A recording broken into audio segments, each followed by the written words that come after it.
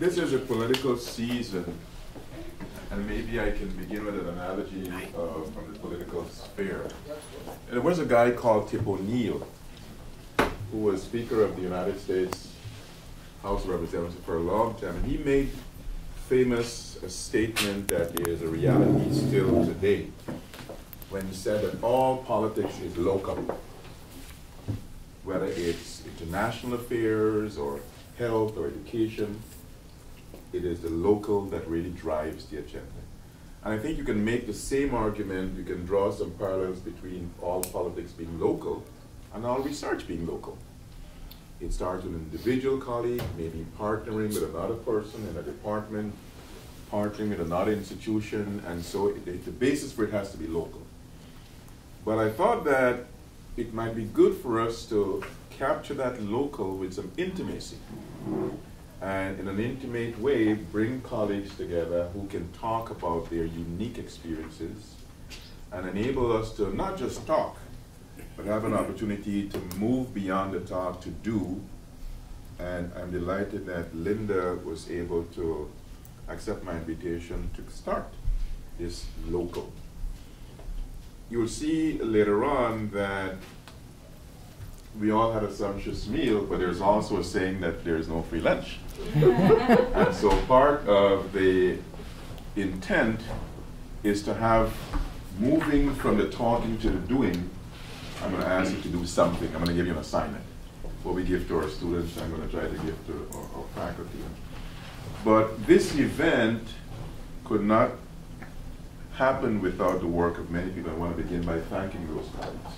Thanking first Linda for agreeing to do it, and her taking some time away from other things to put together the PowerPoint, to do some things that I asked her to do. I also want to thank Dan and his team. And we have Dan here and his team partly because of Marcia Conway. She said in an email, Provost, why don't we record this? Why don't we videotape it? Because I want to thank Marcia for the idea of videotaping it and making it available to a larger constituency, larger audiences, as we've done with other elements of our academic programming. Thanks as well to Michael and his colleagues for facilitating. And I want to thank all the colleagues here for coming. But there are people in my office who are always working on multiple projects. Holger Henke is doing many things at the same time, and I want to thank Holger and Brenda and other colleagues in the office who really are managing much of what we do. The series has a simple notion. Let's use the local expertise in various departments to build research productivity, build productivity, and enable us to do better as an institution, as individuals. And so we're going to try to have not too many. We'll do 2 a semester. I'll tell you the end of this one, what will be the second one. We're already scheduled it for December 11th. I'll tell you who the presenters will be and what the topics will be.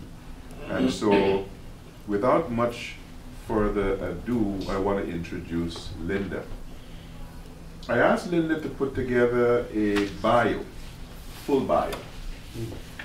And I want to share it, I want to have you pass it around. The reason I decided to do it is because I've come to know over the years in different institutions what I think each of us knows. That sometimes you may have a colleague in your local sphere, your department, or your school, or your college, and you don't know much about that person. You know, he or she may teach a certain thing, you may know he or she's working in certain items, but very often colleagues are reluctant to talk about themselves. And I've often said it is my job to promote you. And I really want to have each of us at this session take away something more than you may know or you think you know about each of our presenters. So when you get a chance to peruse Linda's bio. I get a chance to talk to her about other things she is doing. You'll hear some of what she has done in this context and what she plans to do coming out of the Fulbright. But I really want to encourage us to know more about our local expertise, more than just, her office is down the corridor. I know she comes in on Tuesdays and Thursdays. I think she lives in Brooklyn. I know she's got a couple of kids. I know that she speaks 4 or 5 languages. I know that she writes. Take some time to learn more about the local expertise. And so without saying much more, I want to delightfully introduce Linda and have her do whatever she wants to do with us. Well, thank you, Provost. Thank you, all of you, for being here. This is trying times, and I'm so happy that we were able to, move forward with this. I want to thank York College for sponsoring me to get to go on the Fulbright. It was an extraordinary experience. It was something that I had dreamed of and didn't think it would really come to pass, and it did. And I was just so delighted to be able to do this. So thank you, and thank all of you for being here. So what I'm going to do now, I have a PowerPoint, and I'll talk a little bit about my experiences. I know the Provost wanted me to talk to you about the process of applying, about the process of actually getting a Fulbright, and then hopefully it will inspire some of you to apply for a Fulbright. And I would be more than happy to sit down with you, go over my experiences. I did have a friend, a colleague, former Fulbrighter. And she was very instrumental in my knowing how to apply and knowing how to put together your package, because it is quite a package that you need to put together. And so if anyone is interested in that, I would be more than happy. And you bring this back to your departments as well. I would be more than happy to work with anybody who would be interested in this. Okay, so I'm going to talk today about my Fulbright experience. It was support for research to look at bilingual education in Spain. And so I'll just very quickly go over today's agenda. I'm going to talk a little bit about, I think if we press, yeah, the process. I have a handout for you as well. We'll talk a little bit about that. My project, what was it that I did during my Fulbright, and then what I plan to do post-Fulbright in terms of publications and presentations, because I think it's important that we share what we've done in these ways. And again, what I said before, Fulbright mentorship, if anyone is interested, I'd be happy to work with you and show you the ropes the way my colleague, my friend showed me. All right, so just some fast Fulbright facts. I think everyone has heard about the Fulbright, but what is it and who is it? Well, it was established in 1946 by Senator Fulbright to increase international understanding and cooperation between the U.S. and other countries. This was, post-World War II attempt to strengthen ties with our allies and also to, strengthen the image of the United States around the world. It's in 155 countries right now. There are, it should be 300,000 participants to date. There are 8,000 grants annually, but it's not all the same kind of grant. There are all different categories of grants. Who are Fulbrighters?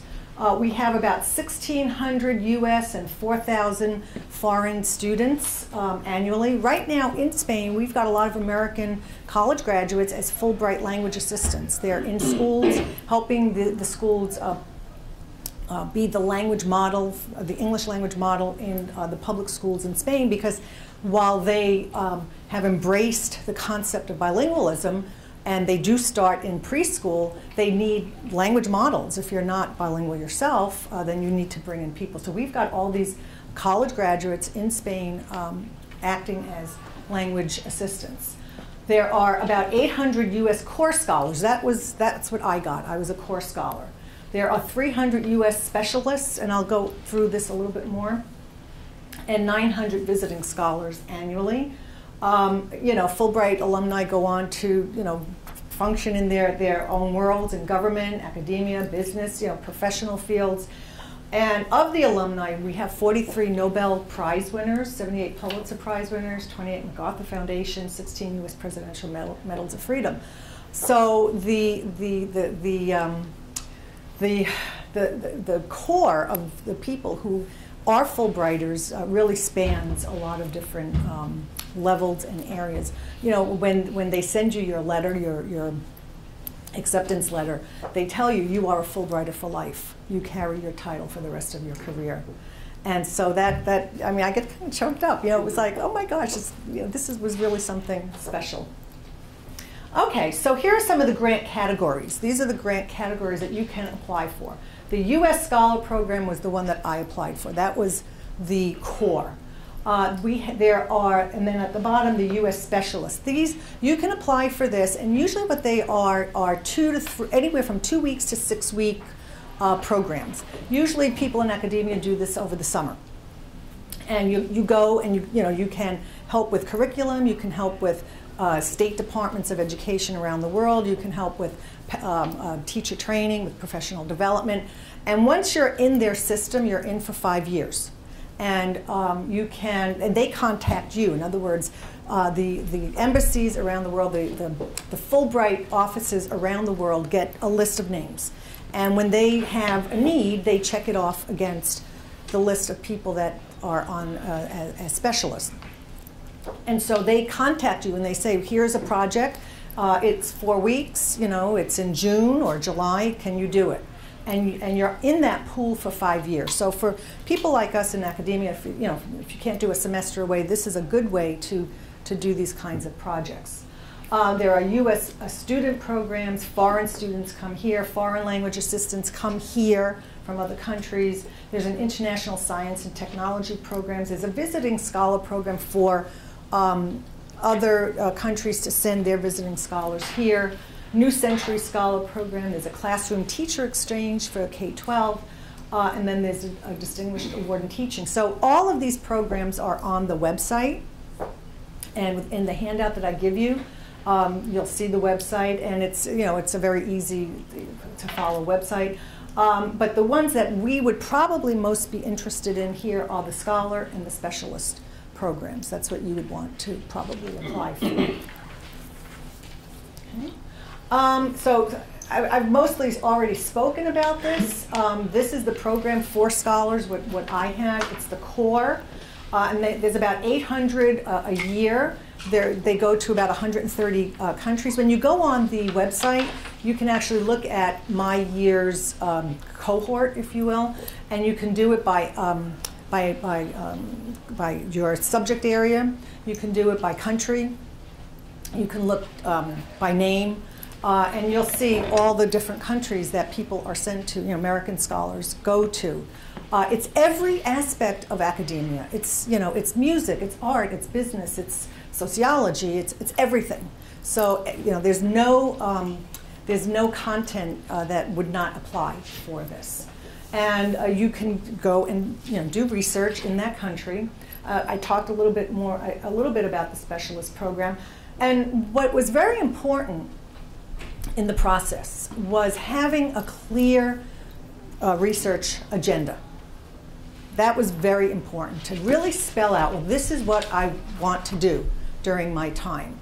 Having a very clear research agenda, and then, although not all countries require it, it's really helpful if you get an institution in that country not to sponsor you in any kind of financial way, but to give you sponsorship in the sense of, we would like to have this person come and work with us. And that's what I got with the Autonomous University in Madrid.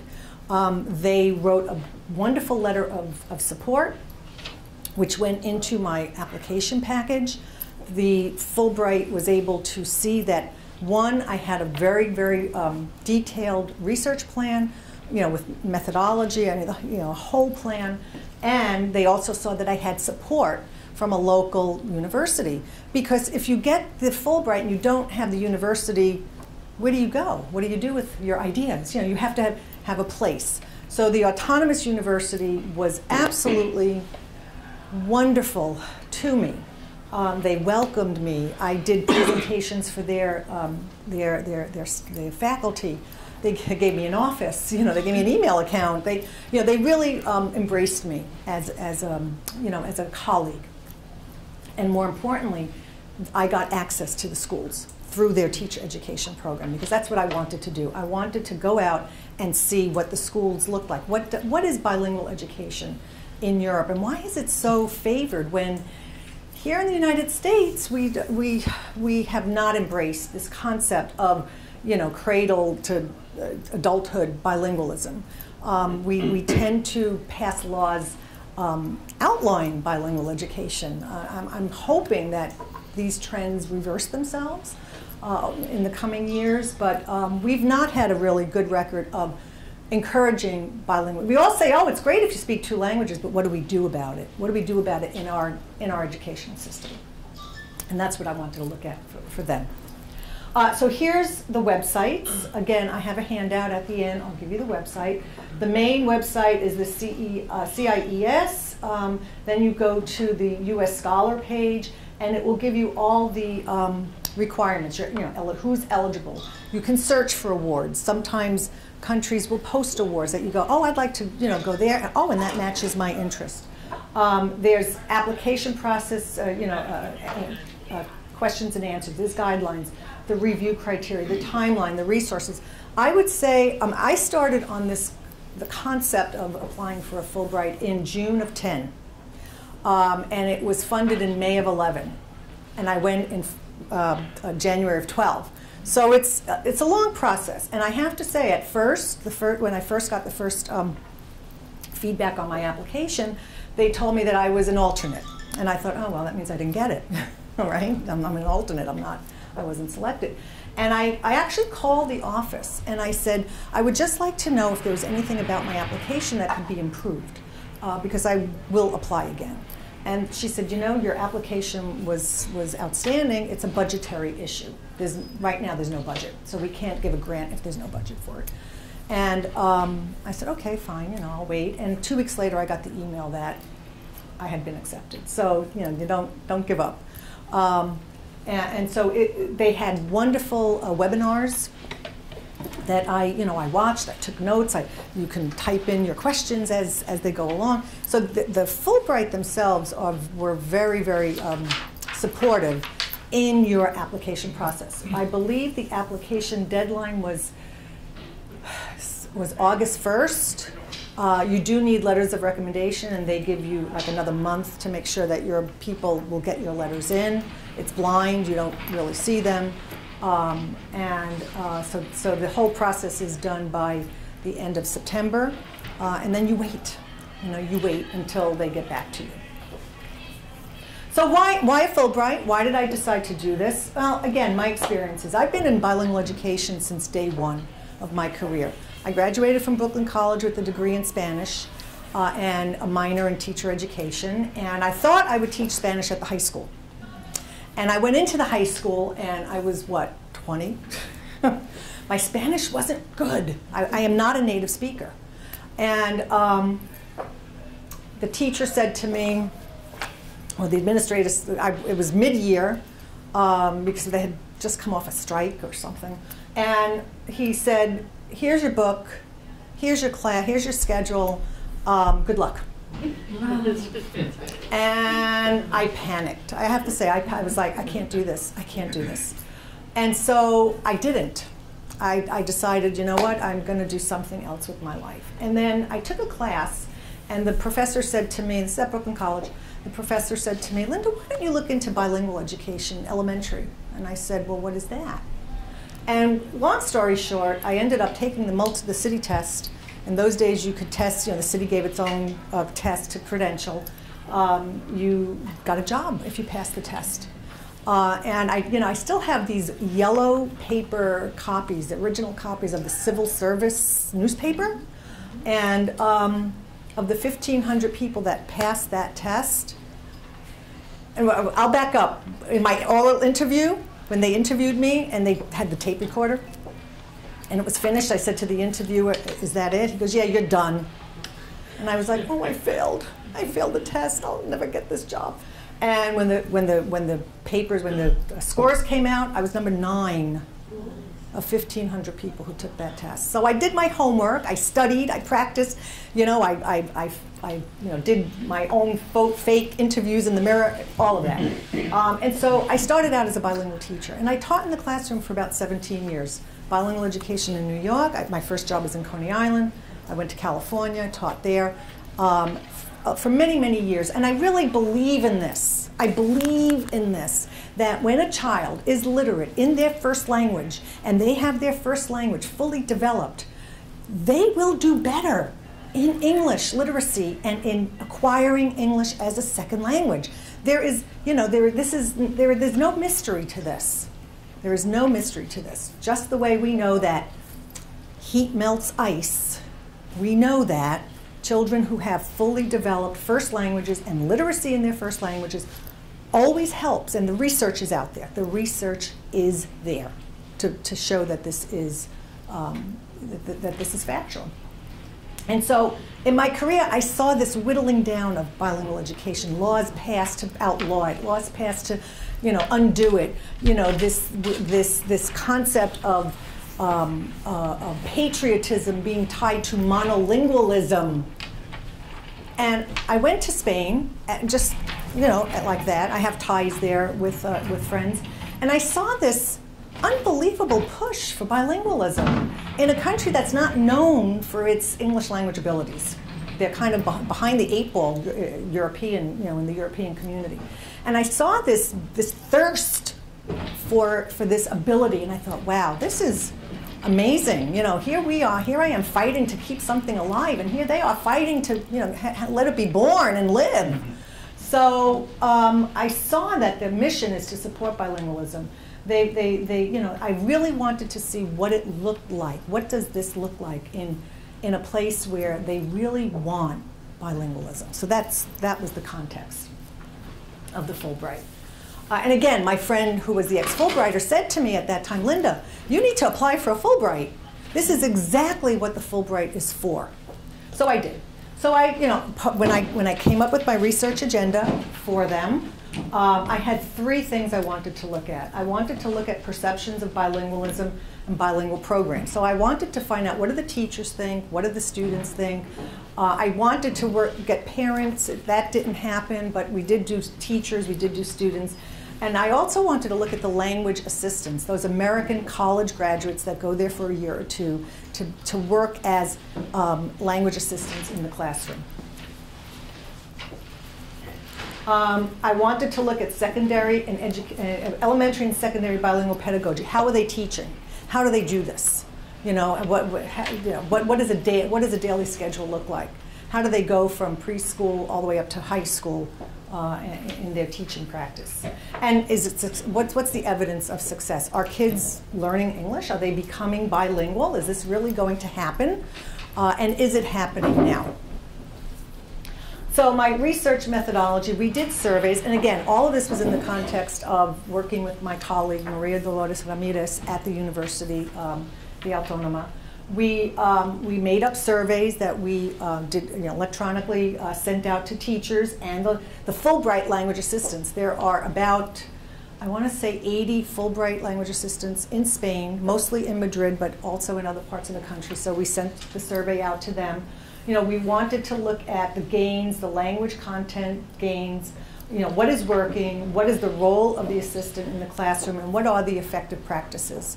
What can I bring back here to show that you know, they're on a track to effectiveness?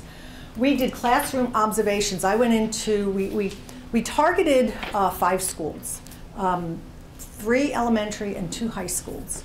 And we did over 30 observations, which is quite a lot, because it took a little time. You know, you get there and you acclimate, and you start meeting the people, and you go to the schools and you ask them to allow you to do this. So between February and June, we actually made we went into 5 schools and did 30 classroom observations. We developed a protocol. Well, what is it we're looking for? You know, what are we looking for when we go into these schools? And we went through about 5 iterations of this protocol, because we would go out and use this protocol and we would say, well, that didn't work, let's fix it. You know, so we came up with a final protocol towards the end. We are in the process now of analyzing these results. We tried to quantify them and get it into like a 20 category, you know, not a survey, 20 category analysis tool that we looked at things that are being used out there currently, and we adapted to this project. And we came up with a framework of effective practices. What does it look like? What does effective practice look like in these schools? And then we also did interviews. We interviewed teachers, the assistants, and students filled out a written questionnaire, written interview protocol. So what support do they need? What is effective? How do the students feel about this? And then we interviewed the high school students, kids that had gone through this program from preschool through the elementary years into their high school years. And they were in the second year of, it's not high school yet, it's like being in 9th grade, the second year. But they had gone through bilingual education all through they came from feeder schools because there are identified bilingual schools that go into certain high schools. And so we listened to the students as well. And so right now what we're doing is analyzing all this data, coming back and then, starting back in my role here and teaching and all of that. We're working on and doing a lot of that analysis, but I have been able to get a couple of publications out of it so far, in different proceedings papers. My colleague and I are working on, identifying journals that would be useful to us. So I've already gotten a couple of proceeding papers from what I've done so far. And some presentations. While I was there, I did go around. I was invited to different venues, different universities. I went to Jaén in Spain, which is in the south. I did a couple of presentations for the Autónoma. I presented this at the TESOL Spain conference. I did a presentation for the Fulbright Commission. Every year they have an annual retreat, if you will. And they asked me to be the keynote speaker and the moderator of the other Fulbright scholars that were there. We were 4 in Spain. It was myself. It was a chemical engineer or a chemist, I believe, from the University of Vermont in Burlington.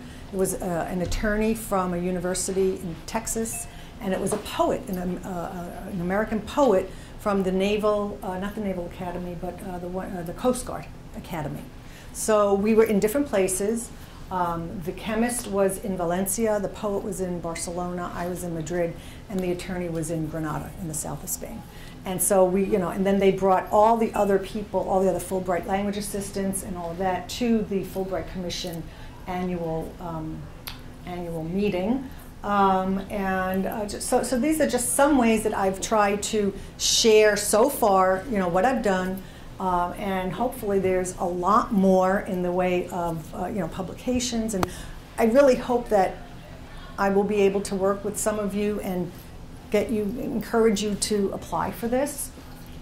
And so I always, when I was doing my dissertation, and I would have my question, thinking about my question, I always came up with the thing that always killed me. It was like, well, so what? So what? So here's my question, so what? What does it matter? So for me, it was very important to answer that, so what? For me, for this, so what? What is this going to do? How does this help? So in Spain, education is education around the world. There is no silver bullet. There is no perfect classroom. There is no perfect program. There are struggles everywhere. There are supporters, there are detractors, there are people that believe in it, there are people that don't believe in it. And so I don't want to have this Pollyannish, give you this Pollyannish vision that, everything was just wonderful. It wasn't. I saw things that I would not recommend.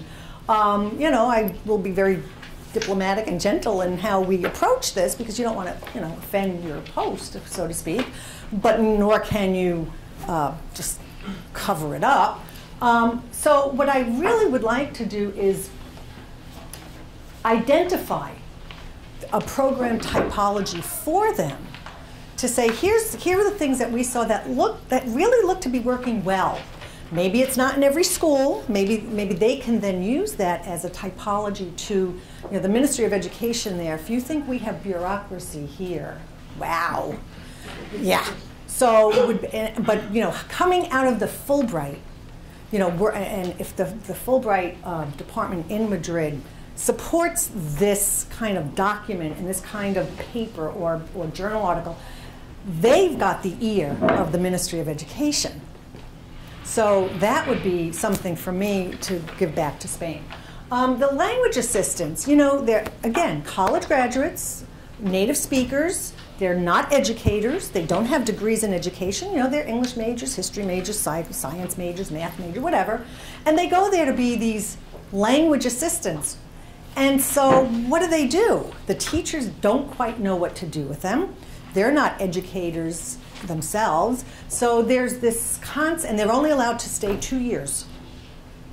So there's a constant turnover, and you're constantly reinventing the wheel with these people coming in. I would like to be able to give, especially the Fulbright and the Ministry of Education, some kind of a white paper, if you will, on how to improve the effectiveness. That's what we got back. That's what we heard from the language assistants when we interviewed them. That they spent, you know, the first year figuring out what's good teaching, how to keep the kids, you know, engaged, how to, you know, what, and then the second year they were able to implement, and then they're gone.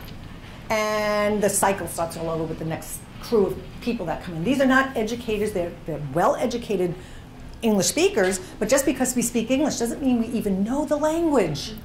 You know, and if you're teaching a language, a grammar lesson, the Spanish teacher will say to the American, well, why? You know, why is the preposition in and not on? I don't know. It's the way God made it. I don't know. You know, that's, you know, I don't know. Why is it on a plane but in a bus? You know, why? Why? So we don't have those. The bus is slower.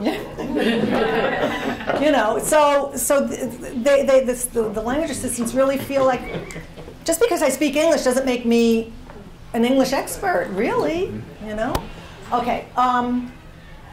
Again, we want to track those student perceptions, the teacher and assistants, and then identify student outcomes. You know, the kids that come from a certain program, are they more successful than the ones, because there were two different kinds of programs. You know, did they have better attitudes and perceptions of self-efficacy? Do they feel competent in English? Okay, so that's something that we can give back to Spain. For us, here in the States, I would love to have a model for encouraging an appreciation of bilingualism. You know, Spain is going through, as Europe, some economic hard times. However, they are still investing in this concept. They're paying the language assistants, I mean, for local pay, pretty good money.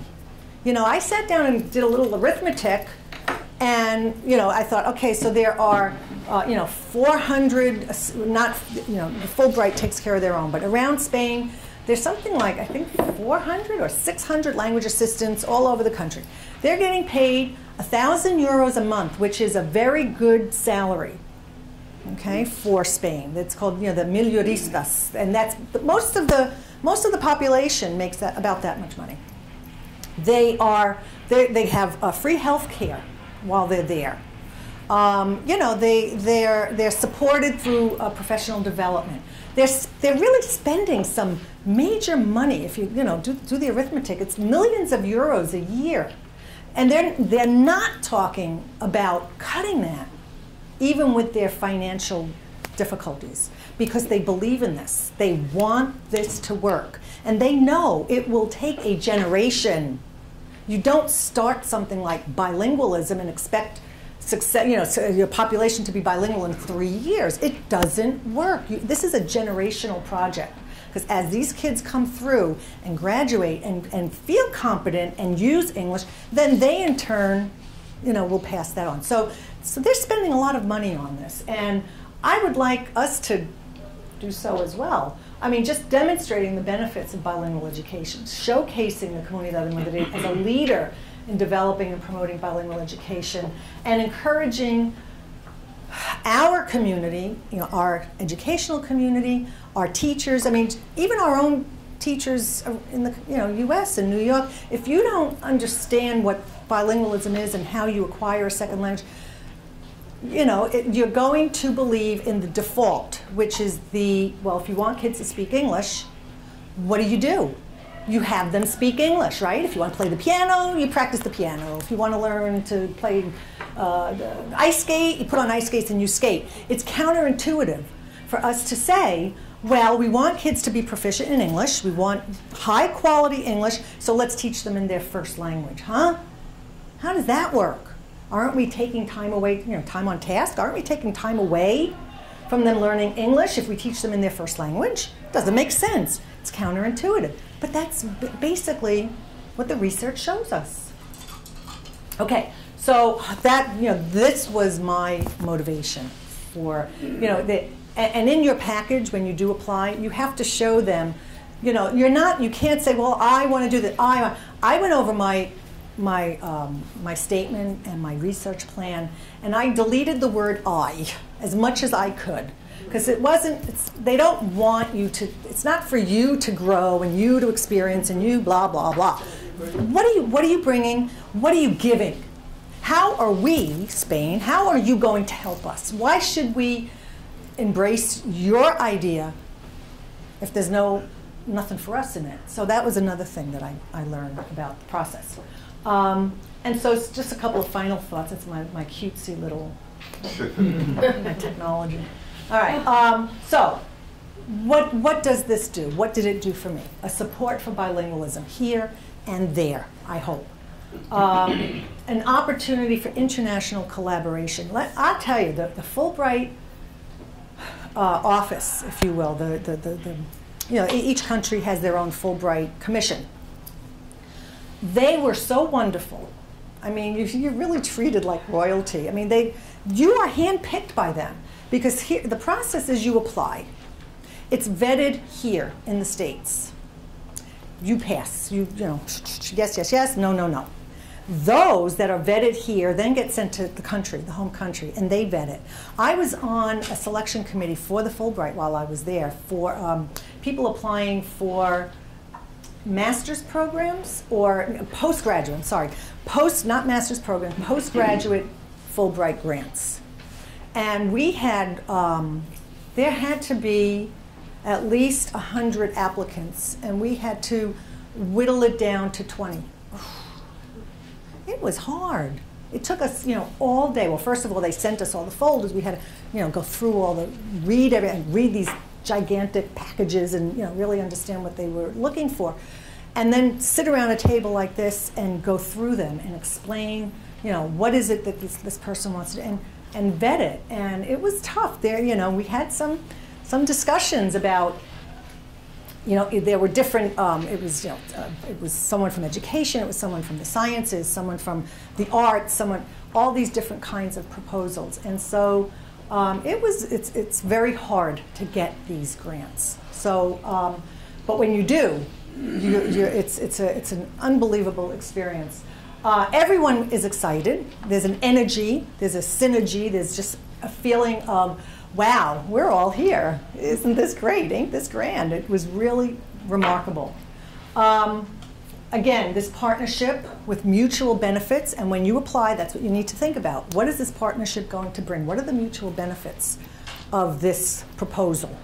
And then long-lasting and permanent professional and social contacts. I know that in the course of my career, when I go back to Madrid, I can walk into the university, go into the dean's office, sit down, say hello. They'll take me to lunch. It was just, and with my colleague, she came kind of on her own. She's not here sponsored, and we're doing a colloquium on Tuesday, so you're all invited to that. I think your chairs all got some information on that, and I'd be happy to send you a flyer as well. I should have brought some.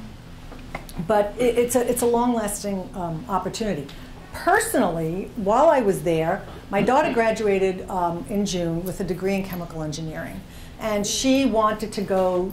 She kind of wanted a year off. She, after 4 years of chemical engineering, she wanted to just kind of decompress a little bit. And I said, Lee, the university has a really wonderful master's program. It's in English, which it somewhat is, but they advertise it as an English program. But she does speak Spanish. She is bilingual, so she can do all her presentations, she can write all her papers in English, and that's fine. I said, why don't you apply? It's in biotechnology. And you know, that with chemical engineering, you know, it'll give you a nice round, you know, maybe it will open up doors for you. Well, she applied and she got in. And so she's there now, you know, doing this master's program. So the domino effect, this ripple, personally as well as professionally, is unsurpassed. I mean, it's just fabulous. And, you know, so I'm seeing this. It's like yes, yes, yes. I think that's the last. Is that my last bubble? Yeah. All right. And so what I have now is a 5-minute video that I made and employed all my technology skills. And what it is, it's photos. It's a photo. What do we call this? A photo show. Photo, right. And it shows from when I got there in the winter, you'll see the trees. It does get cold there, by the way. Yeah, nippy. It shows from the beginning the campus, my office, and then schools and kids and public schools. You know, you have in your mind, well, what does a school look like there? First of all, their schools are beautiful. They're fairly modern. They're all modern. Lots of technology, lots of student workout. Now, these are the bilingual schools. I don't know what the non-bilingual, because they get money, they get funding. These are your kind of cream of the crop. I don't know what an average non-bilingual school would look like, but these are bilingual schools, and it's just a montage of photos of kids, of schools, of different you know, visuals that, for me, summarizes the time that I was there. So we'll put that up, and then we'll do our discussion. It's on the web. It's on the. Okay, it's on the web. It's on here. So get out of here. Get rid of this.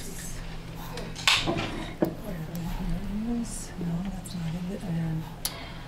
It's in the downloads, and it's this. So do you know how to do that? Maybe we can just, can we turn the lights off for a moment? That's your lunchtime music. This is the lobby in the university. That's my office. This is the university in winter. Another lobby, that's a cafeteria. Just kind of shots of the university. This was the, you know, teacher education. These are the walls of the teacher education.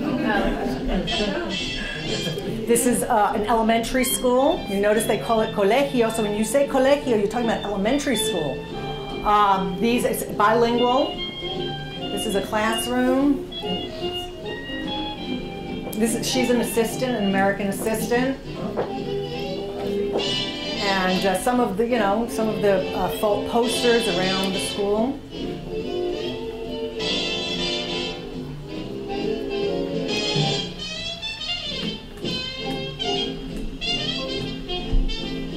Oh, there are no clocks in schools in Spain, and that was the only clock I ever found, and the time was wrong. I thought, this is the lunchroom, folks. Dishes, real silverware, playground. Again, you know, a welcome sign to the school. And just children's work. I mean, these are, you know, these kids don't have English in their home life. They don't go home to an English-speaking community. A little bit of the worksheets. Not crazy about them, but here's something that's wonderful.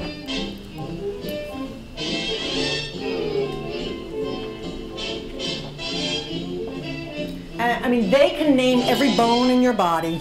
You know, they do a lot of this. Look at the writing. That's how they're taught to script. They're taught to script. They don't do block. They start right out with script. Some cut and paste things. I thought this was nice. You know, you could see science. And basically, they teach science in English from preschool up. All their science is in English. So they get science, English, PE, art, and music in English. This is a high school. So a high school is an instituto. Science lab. hands-on. They're doing experiments. They're measuring. He's a biology teacher in the States. They're weighing. They're measuring.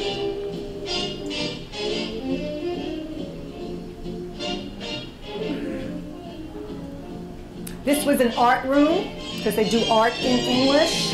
You know, different collages, different. You know, just looking at different art patterns.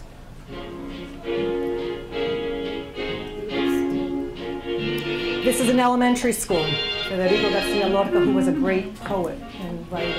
That's me. Next to the USA. Yeah, some of them were. Students' work displayed around the school. Love. This is all about romance at the school. Very serious about the carbon footprint. This is the town that we were in. The do's and the don'ts. Irregular verbs. She's an assistant. This is a first grade class. You can see the science board. All their science is in English.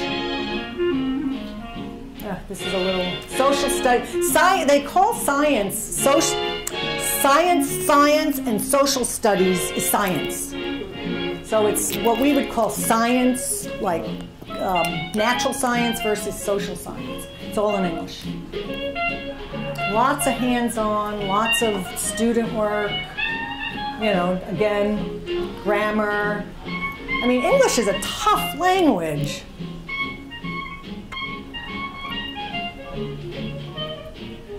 Of course, the context being, you know, keeping it in context with their environment. Oh, they do a Model UN Day. I was a judge. This is the Madrid Assembly where it took place. This is where the big wigs make their rules. This was the actual room where they did Model UN the whole day in English. These are kids that don't speak English as a first language. They're getting their awards up there. The ambassador to the U.S. Embassy was there. This is another high school, PE. Look at those blue skies. Always blue skies. This is a high school entranceway. And here we are, it's spring. It's almost time to go home. University in full, beautiful spring glory, and the Spanish flag. That's it. So I have to say, it was a, I don't know, a once in a lifetime opportunity, experience. I did not get to study abroad as a college student. I had to wait till I was, I won't say how old, to do it, but it was worth the wait.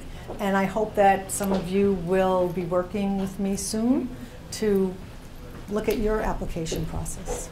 Great, thank you. Questions, comments for Linda? There's a question. Yes. Have you looked at the profile of the student population? In what Their gender differences and their nationalities and one of the most of these schools are, the kids are anywhere, working class backgrounds. These are not your elite, financially elite families, because those people send their kids to private schools. The private schools there are,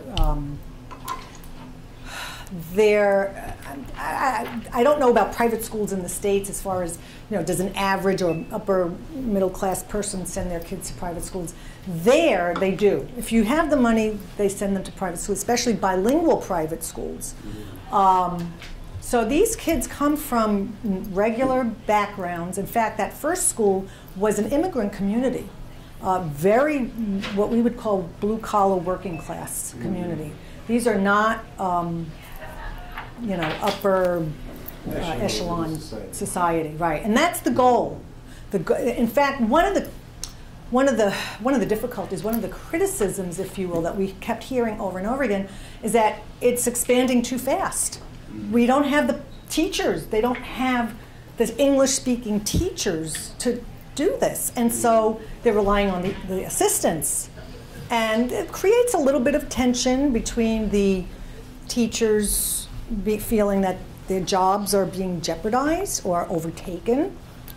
But the goal of the community of Madrid, Spain is broken up into autonomous districts. And Madrid is in what's called the Comunidad de Madrid. Comunidad de Madrid encompasses not only Madrid city, but a circle, if you will, because it is the geographical center of the country, and Madrid city has the geographical center of the universe in Plaza del Sol, and then the Comunidad spreads out like a wheel, okay? And then you've got your other communities. The Comunidad de Madrid has as its goal to have all elementary schools bilingual in like 5 years. Wow. But they don't have the teaching force. So, and they're spending money on the assistants. So it does create a little bit of tension in that sense, but their goal is everybody, poor, middle class, everybody. They want our, they say we want our community to be bilingual. They know that this is the future.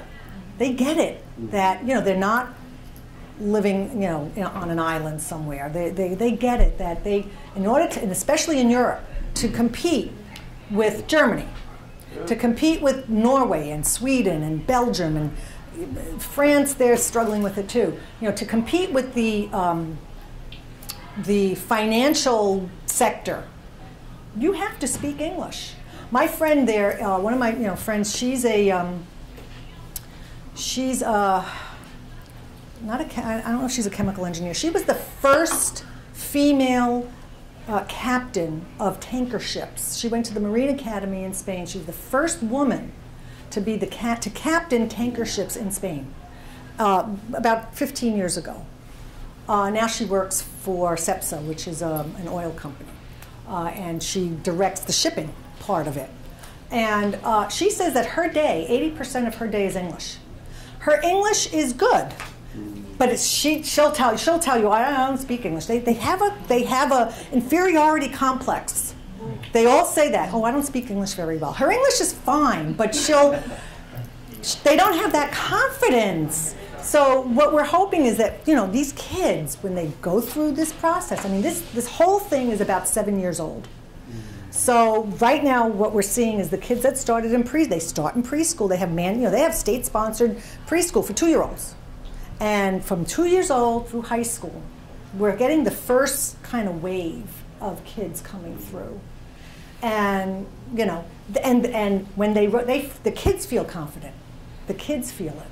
So the older generation who, had English as a subject, they don't feel so confident about it. Thank you. I used to teach an Italian bilingual school in New York. And I want to ask you, did you have a chance to observe like an English speaker student in that class and to see like his or her Spanish after a few years, like 2 or 3 years? Because what happened when I was teaching, I didn't teach small kids, but I had colleagues.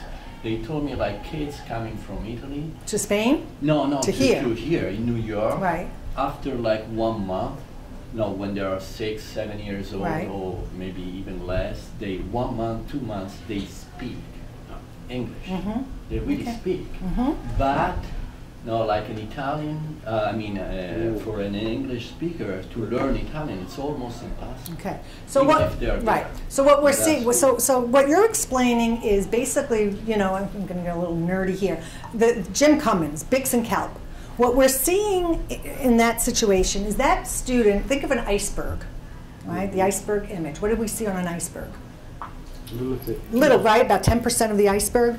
So what we're seeing there is what's called basic interpersonal communication skills, the tip of the iceberg, okay? What we need to develop in those children are the cognitive thinking skills in English. And what you see is in the research that kids who come when they're young, like that, 6 or 7 years old, maybe get ESL or a year's worth of bilingual education, there's a wonderful graph of the results of this research. It shows that students in first, second, and third grade all make gains at about the same rate. Okay, no matter the program, ESL pullout, ESL push-in, bilingual, they all, grades 1 to 3, they're all going this way.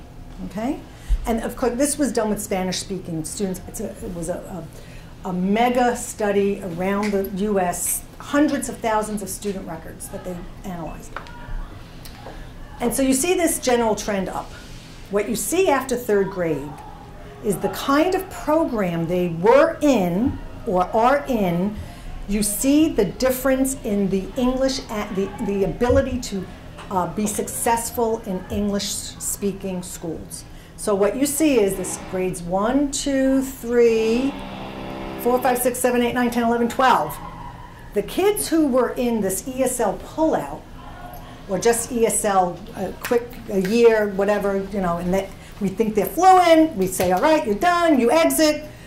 For Spanish speakers, those kids did miserably in 12th grade, if they were still there. Whereas the kids who had either transitional bilingual education, which is like developing literacy in the native language for 3, maybe 4 years, or dual immersion, where your language is supported at least through 6th grade and you are literate in that second language. Not only did they do this on the graph, they outsurpassed native English speakers on standardized tests in English. In English, they outsurpassed native English-speaking students. This is the Collier and Thomas. I'd be happy to send it to you. It's, you know, I'll give you the link for a download. It's a PDF. It's a couple hundred pages, but I can also send you some briefs as well. I mean, the research is there. So yeah, those first couple of years, they all look great. They look fine. It's the long term. You know, we live in what I call a sitcom mentality, Americans mostly. You know, we want everything done in 30 minutes. You know, the sitcom, like, you know, you have your rise, we want everything fast. We don't want to spend the time to develop these programs. But when you look at it, so those kids are exhibiting BICS, basic interpersonal communication skills, and we think they're fluent. We think they sound fluent. But when you think about it, the content, when you hit 3rd and 4th and 5th grade, what happens to the content? It gets harder. The texts get more complicated. There are no more cute pictures. You know, it's lecture. It's, you know, teacher talk. You know, they need sustained support for years to come, and we're not doing it. And that's why, you know, when people say, well, you look at the Hispanic dropout rate, that must show that bilingual education is a failure. Well, first of all, most of them are not in bilingual education programs. Most of them are getting ESL.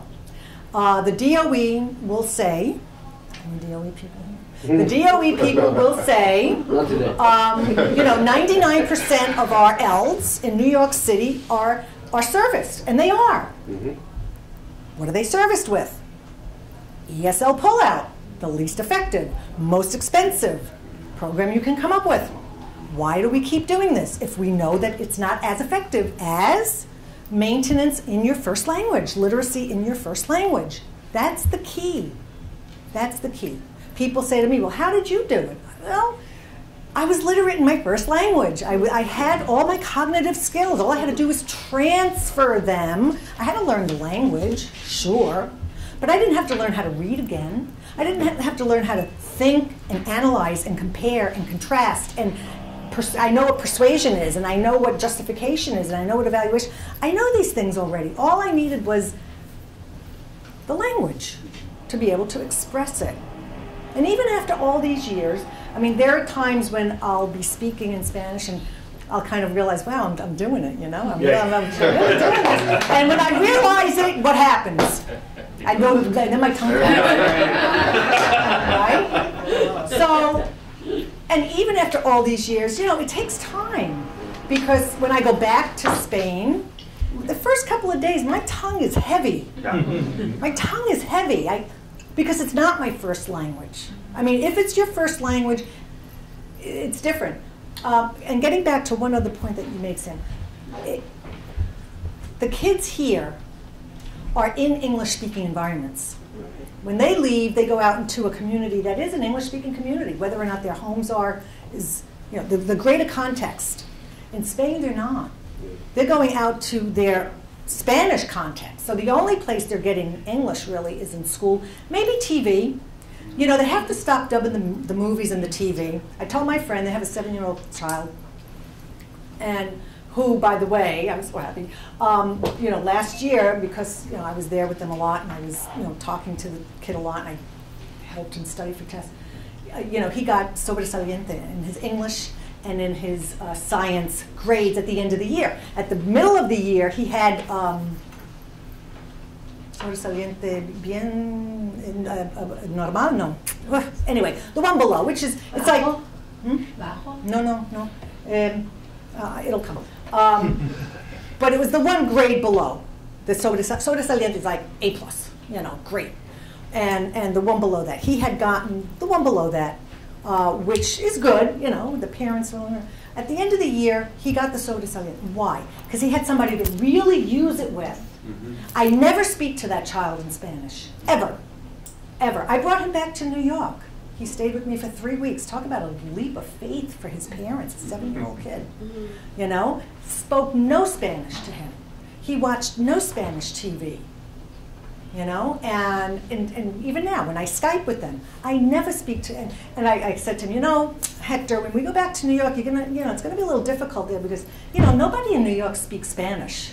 So you're gonna really have to use your English a lot, you know. And so, and sometimes, and he hears me speaking Spanish. He knows I speak Spanish, but not with him. The divide is there. And once in a blue moon, I'll say something to him, a word or two, and he'll look at me and he'll go, oh, you spoke Spanish. I know, I said I don't speak Spanish, you know that.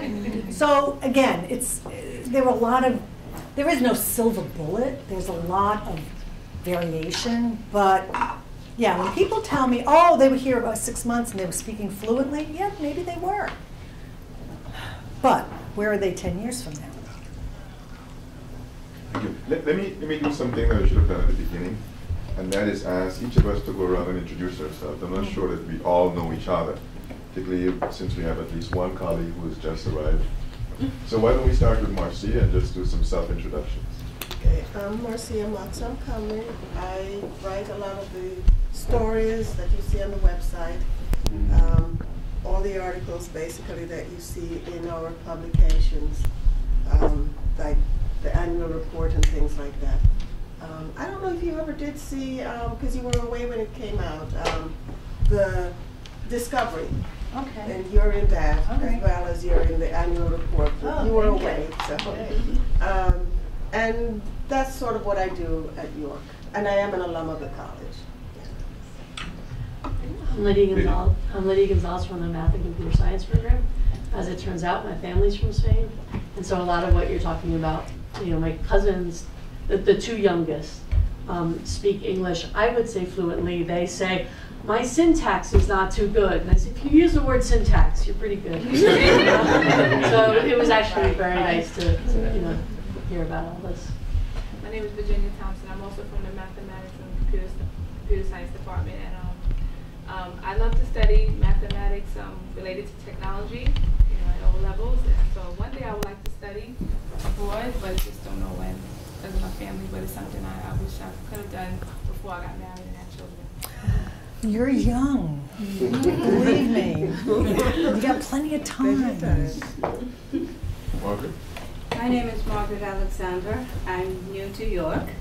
I'm teaching in the nursing department, and I've had the opportunity to experience some of what you're saying and have thought the same about getting there. And I was told from the minute I got to the airport, this is the last English you will hear. So I kind of had to learn to speak Spanish quickly. And as you say, without practice, now I still can speak a little, but not the same as when I first went and spent the summers. Great program. Tom Slavinger, Performing and Fine Arts. Music, sorry I'm late, I had train trouble. I know. And I'm fascinated by this because I went to high school in Austria. My father's Austrian, and I speak German and English, and the reason I'm giggling so much is I've seen this stuff and feel this stuff about the tongue being tired and things like that. Lou? Louis Levenger from biology. I'm actually on sabbatical at Columbia University this year, which is why I'm here. And but you know, during hurricane, I was in France, and that was my where in the institute where I did my sabbatical 11 years ago. So I had to spend an extra 3 days in France on account of the hurricane. Such sacrifices. And so dreadful of you. Very hard life. Lou. my daughter is an alumnus of your institution. Yeah. My name is Go ahead, Sam. my name is Samuel Geldy, and I teach. Use your classroom voice, Sam. Foreign languages, and so like what I was talking about is something very close to my experience too, as a professor at York, definitely, and even before. Yes, it's great. I'm not an expert, but I think actually you, as English speakers, are very lucky, because she's talking about not bilingual, but the second language, the language is only English. So you actually can choose whatever you want. So I suggest you to think about Italian too. Good point. I'm Leslie Kyler, and I'm in the teacher education. Let me ask Leslie to hold a minute and tell Sam what his assignment is before we leave, because I said there is no free lunch, or there's an assignment. Sit for 1 minute. So I'm going to do what I was going to do at the end. Part of what this is all about is to get more Lindas, get more Fulbrights. So what I'd like you to do is, in the next 2 weeks, write a 1 to 2 page reflection. Was there something that you learned here from Linda's presentation that was valuable? Is there something that you learned here from Linda's presentation that changes your, or might influence a change in your research agenda? And are you interested in doing a Fulbright? Send that statement to our Director of Research and Sponsored Programs, Don Hewitt. Just 2 pages. It doesn't have to be fully 2 pages, it can be a page and a half. But it's the idea to see how can we build on what the experience with Linda's presentation is, helping us to rethink what we might want to do in a research track, particularly if it entails going for Fulbright. I'm not saying you have to want to pursue it, but if you want to pursue it, we're going to work to see how we can enable you to get there. So in 2 weeks, no more than 2 pages, Don Hewitt. Leslie? I'm Leslie Kyler in teacher education, and I have benefited a great deal from having Linda as a colleague, and collaborated with her on the experiences of bilingual students in science and math classes in high schools in New York, and so it's, And Leslie was one of my recommendations for the Fulbright. She provided me with a letter of confidence and recommendation. and I appreciated the small check. The year's supply of chocolate? I'm Rachan Dar. I'm from Earth and Physical Science. Actually, my research focusing is basically the geochemistry of the groundwater. It's a little bit far from what you are talking about. But I would like to share one interesting incident when I was traveling India last time. So I visited one of my old friends. He's a professor of Kolkata University. So while I was visiting there, so I said, okay, why don't I bring something for the kids? So I bought some book, which is in our native language, Bengali. So I was very excited. It was a very good book of Actually, one of Mahatma Gandhi, another one is kind of science fiction. So after 2 days, spending 2 days with them, then I asked them, were you able to read the book? I said, no. So I was talking to my friend. He said, you know what? They don't know how to read Bengali. I said, what? They are in Bengali area, like West Bengal of Indian part. So because the kids are sent to the bilingual schools, and most of the sciences they are learning as like English, everything is in English, so they forgot to read even how to, they can speak Bengali, but they cannot write the Bengali. So is this something you... They know, they're in Spain, they're Spanish, language arts, literacy, and math are in Spanish. Okay. Definitely, no, they definitely are. I mean, there's no question that they will be literate in Spanish. Absolutely. So, can I have one more minute? Sure. I was very much interested in getting into this program because my area of interest, which is kind of like worldwide problem right now, the water issues.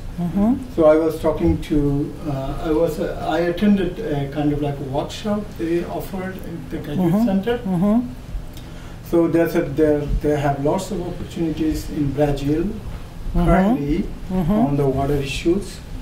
So, and I showed them my interest and my publication and my work. They said you are definitely fit for this program. Absolutely. But one thing I was looking at the scholarships for the Fulbright, and I was told, I'm not sure, I was told that CUNY is not going to support you because you will be everything will be supported by the Fulbright scholarship, which is very hard for me, the amount of money they are offering.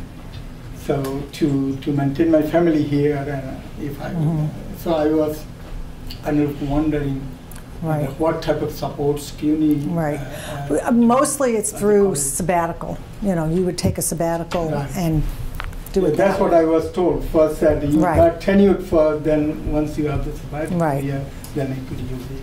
And that's how most can enlighten me more. There is something called a Scholar Incentive Award. It's different than a sabbatical. It's a program and it's a part of the contractual relationship between PSC and the university. If you get an award, it's a Fulbright or a fellowship, the host institution pays a percentage of your salary. We will pay up to 25% to make you whole. So the person who told you that didn't tell you everything. They probably didn't know about it. Okay. So that's not true. Okay, great. Thank you. Jin? Yeah, thanks. Shinbai from Teacher Education, the colleague I'm proud of. I'm sitting here, my area is educational technology. I'm sitting here actually thinking like from the learner's perspective, because English is also my second language. And also I confirm like a lot of your findings. Like my advisor told me, like I told my advisor, like I'm not really good in English, and my advisor told me like as long as you have content, you have stuff there that you can talk about, you don't worry about your language. So that's the first thing I found. And also I'm thinking about what you said, like and also put that into my area. Like maybe I'm thinking about like using technology, maybe social media, simulation, etc. Like just to benefit from that globalization in the future. Maybe have a lot to share with you later. Okay, so, good job. Okay. Michael? Yes, hi, I'm Michael Nanfee. I'm in the English department, African American and Native American literature. Issues of language in Native America, as people probably know better than I, are difficult because that's a language that's disappearing in most of the Native nations. It's not a language that's used in any kind of economic, the way the world is structured economically. And I would just, there's a couple more people still, but I'll just throw a question on the table if I can. With respect to your so what, and maybe the politics of a word more about the politics of what you're doing here. You used a nice phrase that we hear a lot. Monolinguism as patriotism, right? Monolinguism as patriotism. This came up certainly in the presidential campaign, I think, in interesting ways. Just wondering if you think that anybody's going to be listening to you on this side of the of the pond. And then if I can add one more, is also can you say a word about the psychological component for the individual learner? Both sides. We as Americans and native English speakers, we don't often say unless we're extremely polite. My Spanish is not good. Forgive me. Whereas you mentioned that that's a normal thing to say. So it's a kind of cultural imperialism and I'm just wondering if you have any thoughts about those two things. Now or oh. I love bringing this point up in terms of language and culture and self-esteem. If you think about it, English is the only language that always capitalizes the pronoun I.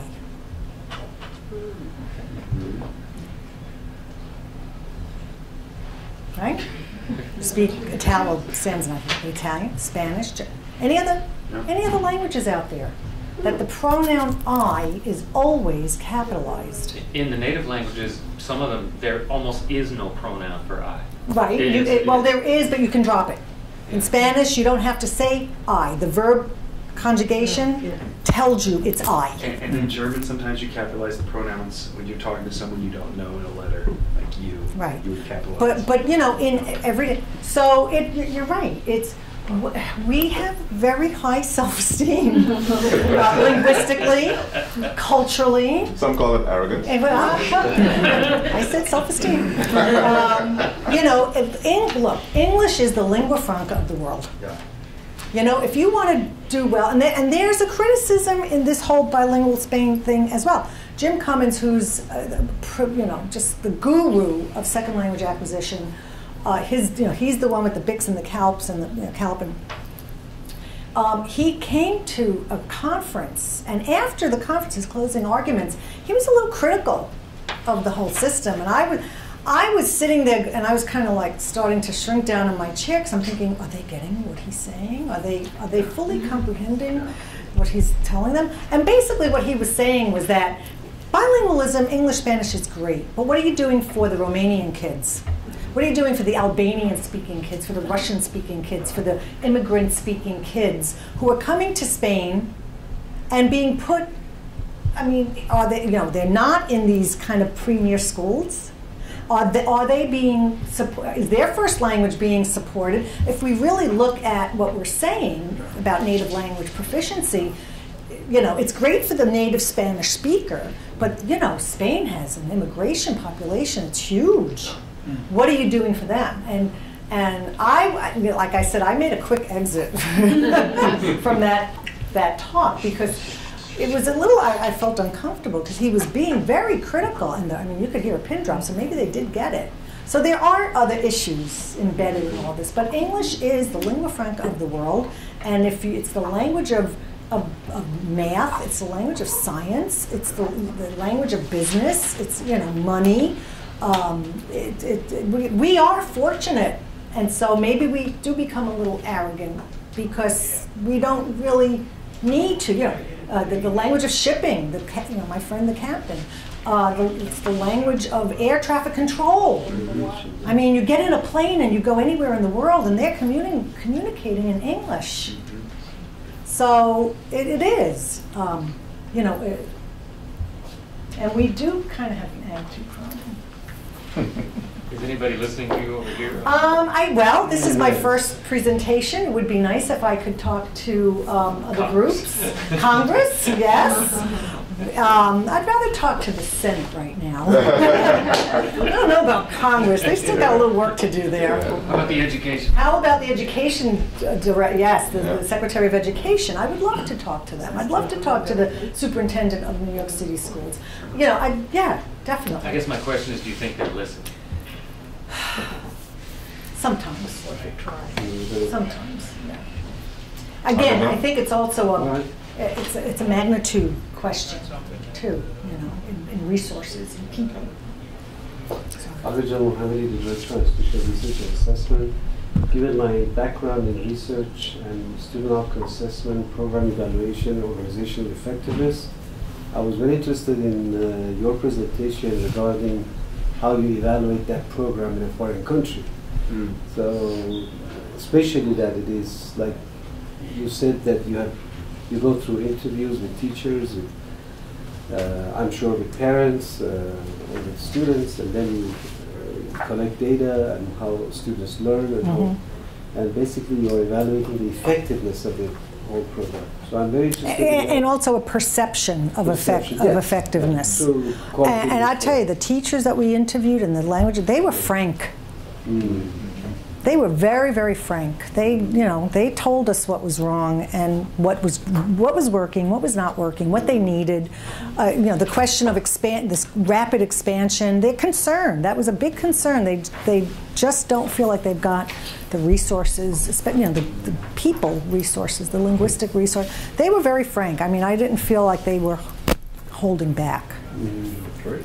So I was wondering if you did go more detail into more like a cognitive learning and cognitive stuff, or just more general and macro? Yes. It was more qualitative than quantitative, although, you know, if we could get test score, you know, that's a different level of bureaucracy to get student test scores. I mean, I don't know that at this, I mean, I didn't do it. I don't know if there would be an opportunity to do that. I would love to learn what you have done. Okay, thank you. Brenda? I'm Brenda Allen, retiree from City College of New York, and at this time I'm one of Provost's assistants, and I did do some college courses at CCNY with respect to Spanish, and Dr. Guerrina's speech has motivated me to go back and do some Spanish. I dropped out from college after doing 59 credits. Never too late to complete. Yes, yes. Before we get into, thanks Brenda, thanks everyone. Before we get into a second round of questions, I want to talk about a couple of things that Linda said. And the first has to do with the dynamic, multidimensional components of the Fulbright program. I recently saw an article in the Chronicle of Higher Ed, and I thought I'd share it with you. What it says is, even with the dynamic, multidimensional existing set of programs, they're looking to retool and to adapt. And you see, I'll check off parts that you might be interested. Making it more flexible, making it more eligible for people who can spend a couple of weeks or a semester or a year. And so feel free to do that. But Linda also talked about the value, the special nature of the Fulbright program. When she told me she had gotten the Fulbright, knowing the value of it, I asked the question here, who else has won a Fulbright at York? Not since I've been here. I decided to call some of the veteran faculty who've been here from day one, Parmet, Rottenberg. None can remember. There were some part-time people, some people who at one stage taught as an adjunct here, but were fairly full-time elsewhere. But Bob Parmet decided to go on Google. And he called me back in 5 minutes, all excited. He said, Provost, I haven't found any Fulbright faculty. But do you know that there's an alum of York who also won a Fulbright this year? Yeah. I think he was in the class of 1980. He's now a professor in, remind me, Marcia. Chattanooga or something like that in Ohio. In Ohio. I know I messed up the name, but it's... Spent his Fulbright in St. Lucia, helping their biology or chemistry program, and he is profiled along with Linda in this. So if you haven't had a chance, thanks to Marcia, I'll give you a copy of the annual report that allows you to see the profile of both. His name is Ormond Brathett, and Linda are profiled in here. But I also want to say to you that I think it was in the 6th or 7th slide that Linda had. She showed where the Fulbright alums have gone on to other things, to bigger things. And so I'm expecting that in a year or 2 or 3 or 4, that we'll get bigger things from Linda. But I think the point is that in your own professional lives, the Fulbright can be the stepping stone for other things. And it's not only a feather in the cap of the individual awardee, it's a feather in the cap of the institution. And so I want to encourage you not only to see the Fulbright as an end in itself, but a Fulbright that Linda quite rightly pointed out to the multiple personal and professional dominoes that are there. And some of those can catapult you into other things. So please feel free to take the broader domino potential under advisement. Any other questions, comments? For the article I'm about to draft for this month's Provost publication, Academic Affairs Update, just wanted to know, I know you've said it in many ways, but I would like to have it in a succinct quote. If you could tell me, I know what you got out of it, but what do you bring back to your students from having had this phenomenal experience? What I'd like my students to see is that bilingualism is not odd. It's not an odd bird. You know, whole countries are striving to get their populations and to get their citizenry prepared for a global universe, global society. And we need to do the same. And we need to be sure that because we have so many English language learners in New York City, around the country, it's so important that we meet their needs in the right way, and that bilingualism is an asset. And it's not only an asset in culture, it's an asset in cognition. All the studies show that people who are balanced bilinguals doesn't make you smarter, but it does make you a more creative thinker, a more critical thinker. You understand your own language better. It makes you a more, it makes you able to compare and contrast and to analyze. It really helps cognitive skills grow.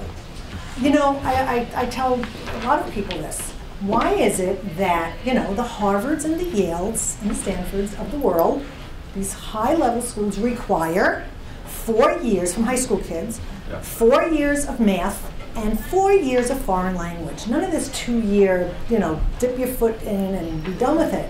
Why? Because math and language develop the same part of the brain, the analytical, critical thinking skills. And so we're doing our kids a disservice by telling them, oh, you only have to do 2 years of foreign language in high school. And then they wait till they're in the 11th grade, because I taught Spanish at the high school level for 5 years. They wait until 11th grade, and then they come in all begrudgingly, and they're doing it because they have to, as opposed to, let's start it in kindergarten. They're not going to lose anything. They're not going to lose their English. It's going to cost them nothing. I think that not only to the students, but to our department, I think the way it informs our thinking about what it means to be a competent, literate adult, but educator as well, and the value added that it takes to really pay attention to students' capacities and see it not from a deficit model, which society seems to see it from, but as value added. And I think if we were going to say from our department, that's really reinforcing who we are as a department. The transitional bilingual programs, the 2, 3, maybe 4 years, it was deficit model. It was, these kids don't speak English, fix them, teach them English, and keep them on target with their content, but basically it was, fix them, get them to speak English, as opposed to what is now called dual immersion. And if you go online to the cal.org, Center for Applied Linguistics, cal.org, and look at the menu bar and click on dual immersion. There are hundreds of dual immersion programs around the country, not nearly as many as we should have. They're the only programs that kind of escaped the wrath of the 90s and early 2000s in terms of bilingualism being bad.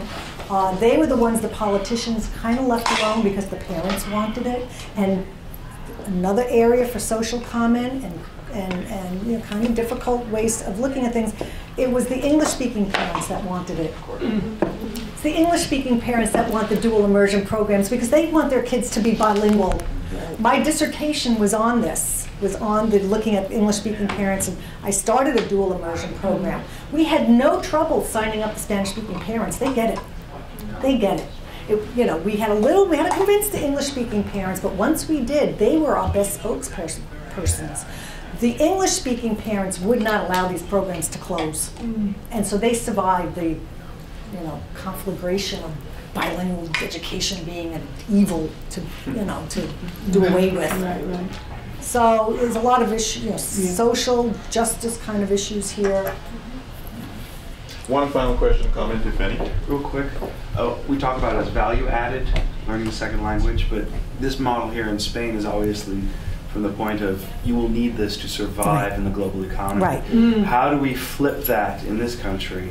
And this is the anthropologist asking the question. Yes. How do we see it as a good that can be marketed as an investment and not just an add-on flavor? And that was my dissertation, really, because I did that. I said I did this model, this framework of looking at it through the eyes of the Spanish-speaking parents and the English-speaking parents. For the Spanish-speaking parents, it was what I called the social aspects. They didn't want their children to lose Spanish, the cultural aspect, but they knew they needed to learn English. The English-speaking parents, it was all about what I called utility. Most of them were, my kids are going to grow up in a global environment, and this was back in the late 90s. My kids are going to grow up in a global environment. It will help them get jobs. It was, I labeled it, utility reasoning. We had utility, I had cultural, and then we had some they shared some. They shared some. But that was it. For English-speaking parents, it's all about utility. How will this help your child? You know, you're all concerned about jobs. You want your kids to get jobs when they graduate from college. I am telling you, if you are bilingual in any language, and frankly, maybe Chinese is the language we need to be focusing on in terms of population. But you know, Chinese, you know, Spanish, and certainly, I mean, any language really. You know, this will benefit them. There's, you know, an employer gets 2 resumes equal. If one is bilingual, if there's any choice there, they're going to get that job. There's an interesting picture of President Obama's younger daughter and the President of China when he came to the United States last year. The younger daughter and the President of China are speaking in Mandarin. And Obama is standing there fascinated and excited and loving the fact that his little daughter is speaking to the President of China in a language of the future. Absolutely. There was just the saddest thing I heard was recently the superintendent of a Hempstead school district was speaking to me and said that she was bringing in Chinese as a second language in Hempstead, and the school board members said, what do black children need to know Chinese for? And so that was just painful. So when you said that, it just resonated. I'm going to get a picture and show it to them. Let's give another final round of applause.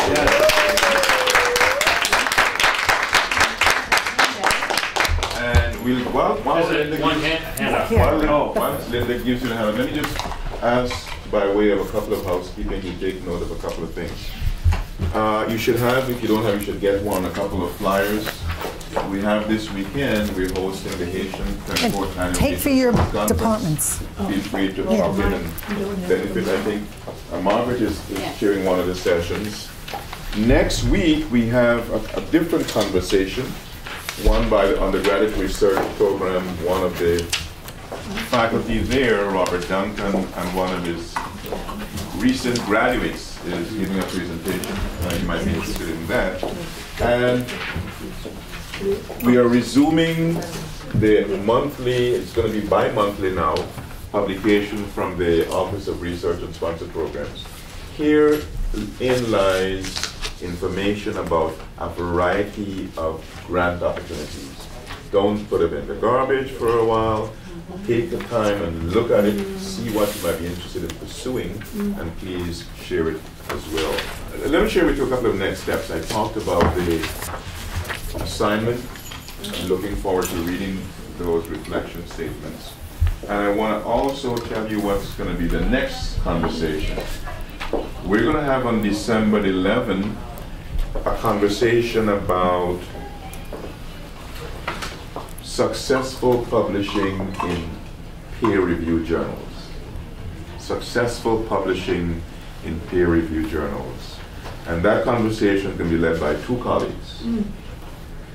Olajide Oladipo from the Business and Economics Department, who is editor-in-chief of a journal coming out of Canada called the International Journal of Economics and Finance, top-tier journal. He's editor-in-chief of that. And Kelly Baker-Josephs from the English department. Kelly is managing editor of a journal called Small Acts, published by Duke University Press. I'll send out a notice about this, but the idea is to do similar to what we did with Linda, benefit from the local expertise of colleagues who we may not even know have that expertise. And so feel free to put it in your calendar if you're interested, to share it with other colleagues if you're interested. I'll be sending out a note individually to people, but I look forward to several colleagues who wanted to be here, couldn't be here because of storm-related challenges. But we'll make available this video for all and sundry. And I want to thank each of you for coming and spending the time. And I look forward to reading those reflective statements. Thank you, everyone. Thank you. It was wonderful. Thank you, Provost.